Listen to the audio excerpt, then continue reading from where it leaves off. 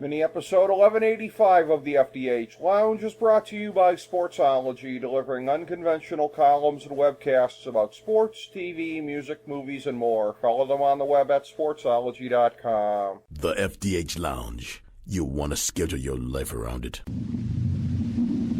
A long time ago, on a gloomy, wet Cleveland spring night, two men stand alone amidst the late-night drizzle. Their voices echo across the vacant station parking lot as they debate the merits of the great American radio show that have been missing for far too long. On that night, an idea was born. That idea became the FDH Lounge.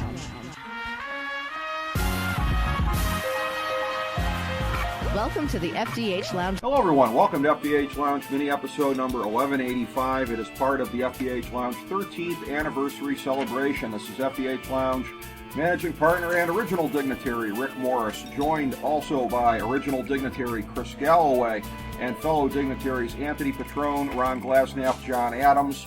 In the first segment that we did, Sports 1184, we did the whole setup as to what we're doing, the background on some of the players involved here on the panel, etc. I'll refer you back to that. We are talking about different categories in the 2010s and the 2020s, since our anniversary is in mid-January and it coincides more or less with the turning of the decade here.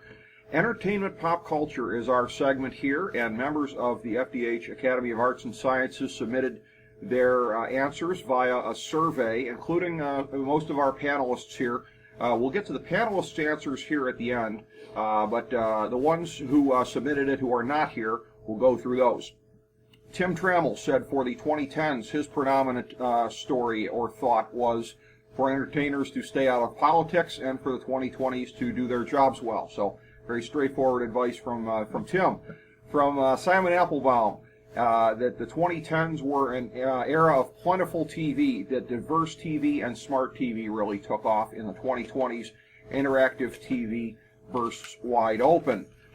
Karen Cahill, the 2010s, the Me Too movement resulted in many high-ranking entertainment industry executives being forced out, and she wasn't sure on the 2020s, and refreshing honesty, by the way. A lot of times in life, when a lot of us aren't sure on something, we'll give an answer anyway. So, good answer on the 2010s, and props to you for your honesty on the 2020s, Karen. Mike Morris, my brother, votes for the 2010s. YouTube celebrities, direct-to-consumer video, millionaires being made from that, and power structure being turned upside down because of that. He expands on it for the 2020s. Someone will go from a nobody to a TikTok star to a movie star in a $100 million blockbuster, elapsed time under 12 months, then others will do it, rapid rise celebrities. Very interesting. Tom Denk for the 2010s, rise of streaming services, 2020s, wars of streaming services against each other, and we are seeing that right as the decade turns here. We're really starting to see that accelerate. Nate Noy, 2010s, video games from Minecraft to Fortnite and professional gaming networks, the world has dramatically changed. 2020s, hopefully advancements in high-speed coverage for everyone, including more rural Americans. Quick side note on that, Nate is now living in rural southern Colorado, and from talking to him, it sounds like it's decades ago when he describes what life is like out there. Just even high-speed internet or anything like that. There are parts of this country that are so far in the past, and he is living in one of them. So a very interesting point by him. Tim Faust, 2010s. When I think about it, the access everyone through social media has to every facet of the lives of every pop star. Access to their dressing rooms, dinner tables, vacations, etc. is pretty amazing. What's more interesting, perhaps, is access to not only what they're doing, but how they're feeling. We get their raw and unfiltered reactions to political events, tragedies, and other significant moments. We all know that this is at once attractive and annoying, but nevertheless entertaining in and of itself. No longer do we depend on People Magazine and even E! News to allow a peek into the rich and famous. They give it to us themselves 24/7, 365. We could see this coming at the beginning of the decade, but we are full-on participants today. For the 2020s, Tim Faust says, for the past 75 years, our television set has been the primary access point to the entertainment world. More specifically, the content has been provided by traditional television networks and more recently cable networks. We've already seen Netflix, Amazon, and Apple enter the mix, so that's not new. What we will see over the next decade is the complicated demise of TV as we know it, further exacerbated by consumers' willingness to cut the cord with the access of 5G wireless access. That means no more purchasing a package of channels through cable providers. The ability to purchase content on an a la carte basis, the irrelevance of primetime TV, and in fact the TV set itself becoming nothing more than a portal to access viewing applications as opposed to an inflexible list of channels that each show one choice at a time. Steve Servillo for the 2010s, transformation of Bruce Jenner to Caitlyn. Okay. 2020s, Harvey Weinstein trial, and other big names coming out associated with sexual harassment in both Hollywood and the music industry. So we now get to the participants at the table with their answers. I'll give mine. For the 2010s, I said, particularly if you include YouTube, the dominant role of social media in creating superstars, also Me Too for its role in toppling so many titans in different industries like gigantic dominoes in such a short period of time. 2020s, social media will still be a dominant part of the star-making equation, including apps nowhere on the map at the beginning of the decade. So my answers were not too dissimilar from some of the other ones here. Let's go around for some of the ones from folks at the table who answered it. Johnny, you said for the 2010s, social media and Me Too. For the 2020s, more diversity coming, but should be based on quality as well as representation. Social media bubble to burst.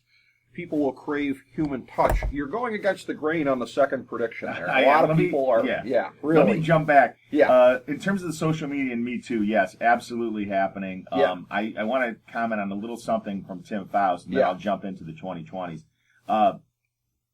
It's interesting. These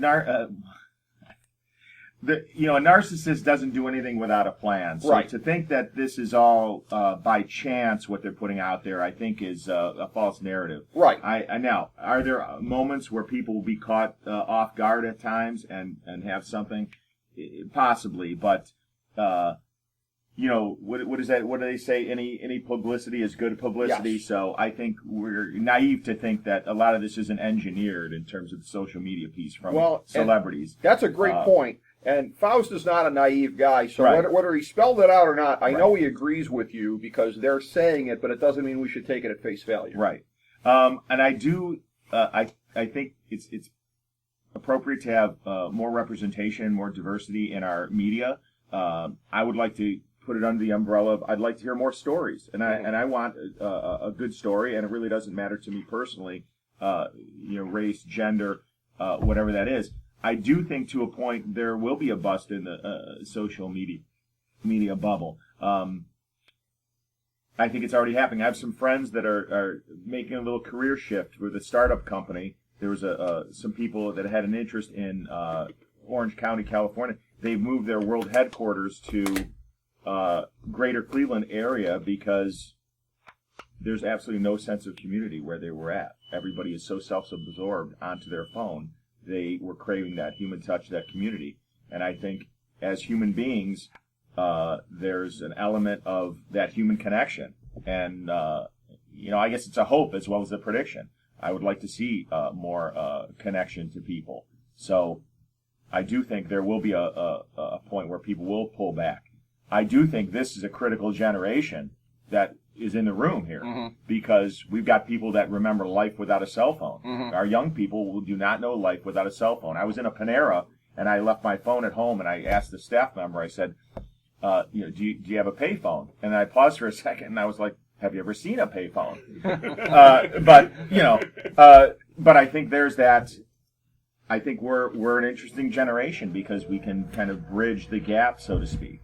Go Gen X. That's right. That's right. That's right. We who are allowed to revolt anytime anybody says "okay, boomer" to us, we are not boomers yet, and nor will we ever be, I guess, in terms of definition. But the way that they're saying it, yeah. Well, I'll always go hipster before I go get off my lawn guy, with the exception of one thing. I think we've all got a couple things we could be get off my lawn guy about. Yeah. Yeah. Oh, I got plenty. I was about to say, Rick has a list of about 800. Yes, that's correct. I can't get through any phone call without me having end the call going, okay, get off my lawn, cranky old man. Well, yeah, and it spilled over. I remember our NFL draft recap last year, like the first part. The funny thing is, and sometimes it's like you say it like it's a bad thing. Sometimes getting somebody annoyed makes for great radio. And Chris was full on annoyed with me as I was ranting about how they're dumbing it down, they're making it accessible to housewives and everything like that. He was just like, enough of this crap.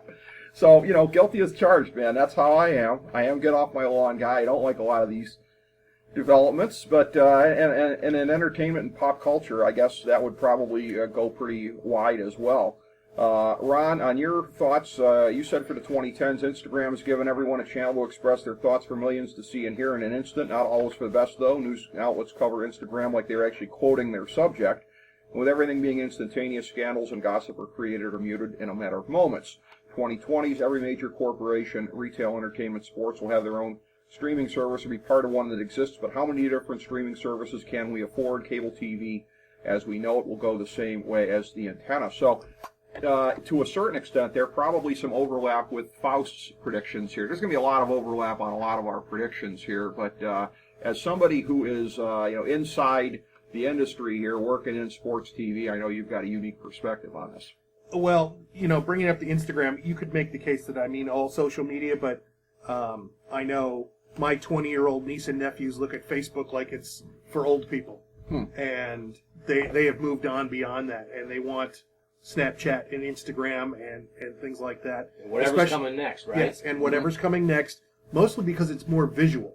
Mm-hmm. It's not a Twitter where it's mostly all copy. It's not Facebook where it's a lot of shared pictures or here's a graph or something like that. Instagram I can broadcast from. Instagram I can share a picture. It's easily done. It's ironic. It actually goes back to, here's what we used to do in the caves 5,000 years ago with cave drawings. Well, this is just the same thing 5,000 years later. Is, hey, here's my drawing, except I'm putting it on the phone for every single person to see.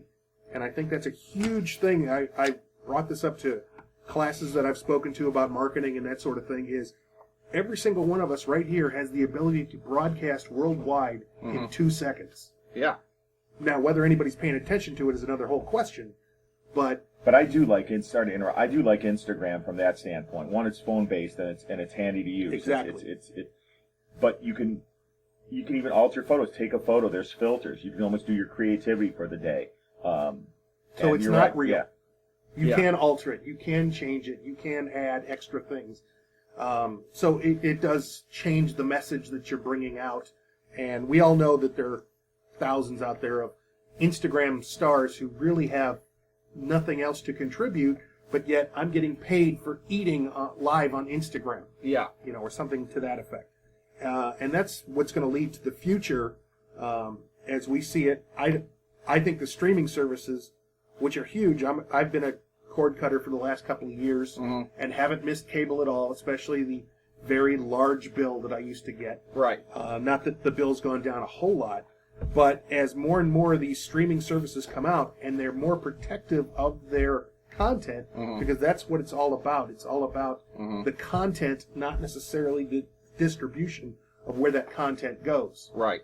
Since I work for one of the sports networks, do I care if you watch it on streaming, if you watch it on cable, if you watch it on your phone? Doesn't matter. As long as you're watching it, that's all that's important. And as we get to where we can find out where we can measure that, where we can tell who's watching it on their phone, how many unique streamers do we have, how is this affecting advertising, that sort of thing. That's where the streaming, I think, is just going to explode with people you wouldn't imagine at all having a streaming network. Walmart. You're going, what? Why would Walmart have one? Because they're just like Amazon. They want to sell things. They're associated with Voodoo, aren't they? Or one of these ones. Yeah. One of the, yeah. They can either establish their own or buy other ones. I'm waiting for one of the political parties to create their own streaming service. Now, you can make the case that, depending on the news channel, they already have those things. But, there's going to be people out there with just influencers of, somebody else who wants to make a statement and have a streaming service, put on other little contents here and there. And I wonder how you're going to afford everything with $8.99 for this streaming service a month. Right. And you're broken up with, I want to see this, and I want to see this, and I want to see this.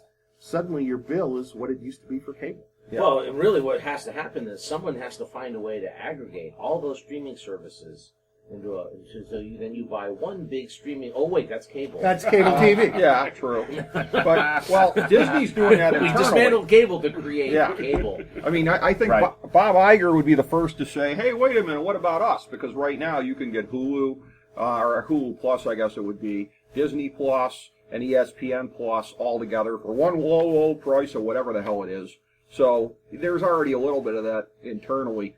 A couple other things about what you said, Ron, because there were a couple interesting points there on apps and things like that younger people like. You know, like my brother, he's gotten to be into TikTok just because of his kids. You know, like, oh, Rick, you got to check this out. Versus, you know, I had sort of my own experience because I picked up a couple months of Amazon Prime at Christmas here, and then ended up downloading Twitch because there's a 24/7 Lucha Libre channel. So I always joke about how I single-handedly raised the age curve significantly by putting Twitch on my phone. All of a sudden, it's no longer a younger demographic they're catering to. So... No, they still are. Well, yeah, they're not catering. Well, I know. I'm not under any delusions that they're catering to this demographic, but...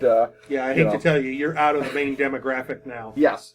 The main demographic is 18 to 49, and you're out. Which makes you a hipster. Yeah.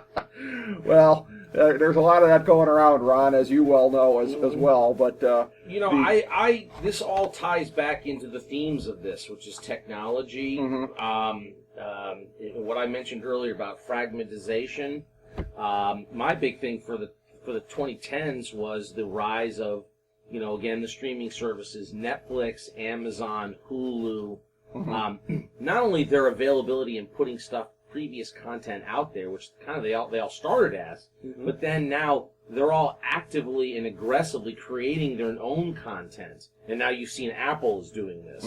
So it's not just allowing me to see a movie from 1979 that I hadn't seen forever on TV that I can now stream on Amazon or Netflix, but now it's also all their shows. They're winning all the awards. They're putting movies out simultaneously in theaters and, you know, at home on the TV through their streaming service. So this sort of democratization, again, more fragmentization, but more options. Which I think, sorry to interrupt, just interject here, has been great for the consumer because the writing has been fantastic. And these writers are not married to 42 minutes. Yeah. Right? For an episode. It could be 58, 56. Yeah. When's the natural break? And it's created, the quality has just, I believe, skyrocketed. That was going to be one of my other points, is that the quality and then the volume of quality, not just one or two, but now the volume of quality. We are in the heyday of quality, quote-unquote, television in terms of programming. You know, it's never been better. Right. Not only in volume, but in the genres, depending on what you like. Obviously, you're not a fan of The Bachelor or any of that kind of programming. But somebody is. Somebody is. That's the whole point. Someone is. Yeah. It's not me. I only am a fan of The Bachelor in Paradise. But somebody is. And when my daughter watches a show on YouTube that's just some gal who talks about unsolved murders or crimes, you know, for 40 minutes, she's, you know, that gal's got 1.6 million subscribers. I mean, Robert Stack doesn't host that show? Right. I mean, but and so, again, and here's where this is all coming together. We look at Mike Morris's very, very accurate prediction of how someone is going to go from being a nobody to be an international star in less than a year because of these technologies. That's already happened. It happened once with Justin Bieber. Yeah. He was a kid. His mom put some YouTube videos of him playing a guitar. Right. And next thing you know, he's an international sensation. You're going to see more of this because of the variety of media and the various channels for people to be discovered. Now, the negative side of that is more people putting out content, more people to be discovered, in some ways then also harder to be discovered. Yeah. In the sense that you don't just go to Hollywood now to be discovered, which was hard enough. Now you're putting stuff out into the internet around the globe competing with 7 billion people. So you can get around the globe to 7 billion people, but now you really got to fight your way through and do something unique. But it does provide opportunity. And one of the things it does is, you know, for example, something that's I know a hobby of yours is, you know, writing screenplays and things of that nature. Yep.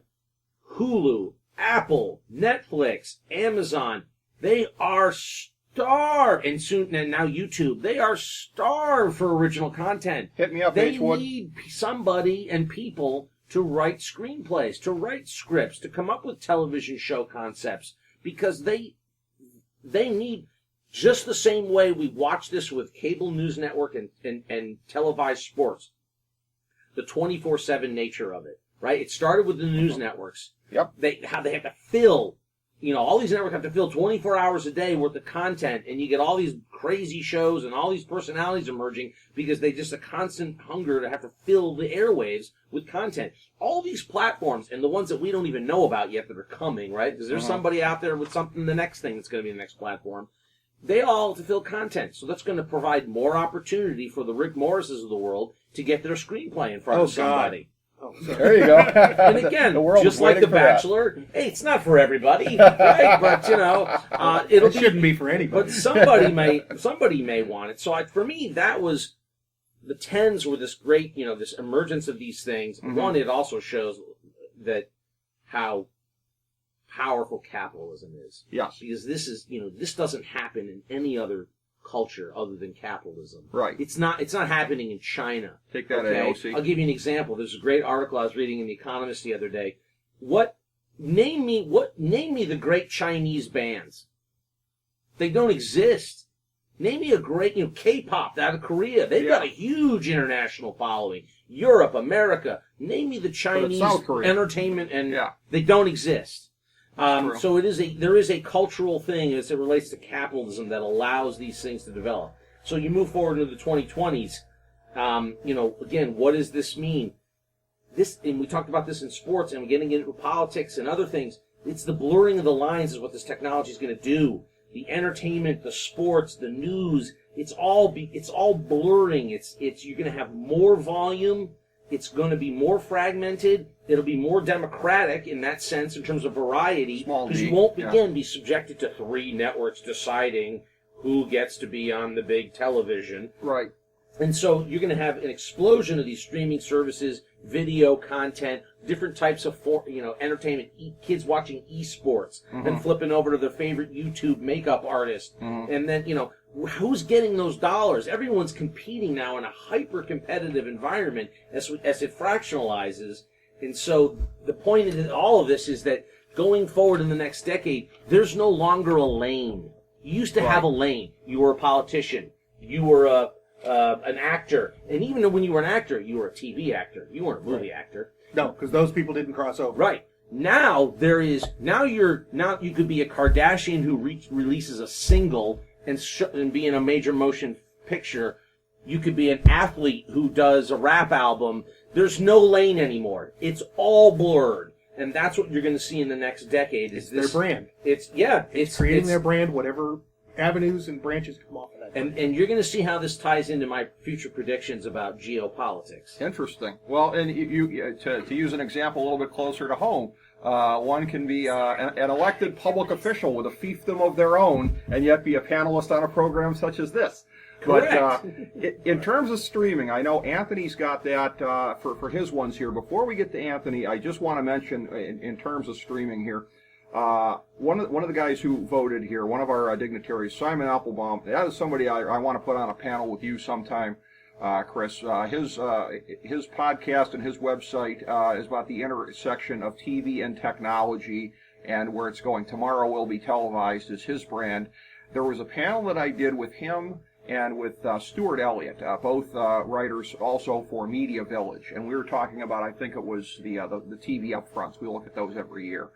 And you guys were talking about this before, the different streaming services to come. Neither one of these guys remembered this, but I remembered it. They were just odd pieces of trivia that lodged themselves in my head. Right around 2014, 2015, you know who was talking about doing one? Overstock.com was talking about starting up a streaming service, and that didn't go anywhere. Stuart Elliott, with one of the finest ad-libs on the program in its very history, says, "What's that going to be? Nothing but unaired TV pilots?" So, Overstock, they thought about it, they didn't get into it, but it just shows you it could be coming from anywhere, because... Well, what was that idea about? Getting a piece of the pie. Yeah. Dollars. Getting a piece of the pie. It's always about dollars. It's always about somebody establishing their brand, whether it's how they're doing it on Instagram and selling their perfume and their, fashion handbag line and their clothes, and oh, by the way, here's where I would go to eat and sleep and vacation and whatever. It's all about the dollars. Nothing different It's just a different manner, but it's nothing different than it used to be 50, 60 years ago about people making dollars. True. That's always what it's always about. Never think it isn't. Go capitalism. And, well, Yeah. we sit there and say, well, there's all this great TV. Well, there's also a lot of schlock TV. Yep. Okay? Yeah. But it's all about the dollars. It's where can I get the dollars? Where can I make the dollars? And ultimately, where can I make it without having to do as much hard work as I might have had to doing something else? Exactly. That's what people are always looking at. And again, this all ties in very closely. Anthony's answers are very much integrated into what we've been talking about. For the 2010s, more stuff streaming is a huge development. It makes it easier to get what you want on demand. 2020s, you will see the ability to get any music or shows anytime, anywhere. Cable systems will go away. So, I mean, that's an interesting thought right there, because what are you thinking the economic model is going to be if the cable systems are going away and people are getting this, or do you think that's yet to be determined? I think more or less it's going to be the streaming service, like Ron said. I think that when you get your Netflix shows or your Hulu shows, they drop it on you. Here's your full series. Watch what you're going to watch. Okay. This is the season. There will be no more. My shows start Friday at 8 o'clock. That won't happen. It's already gone.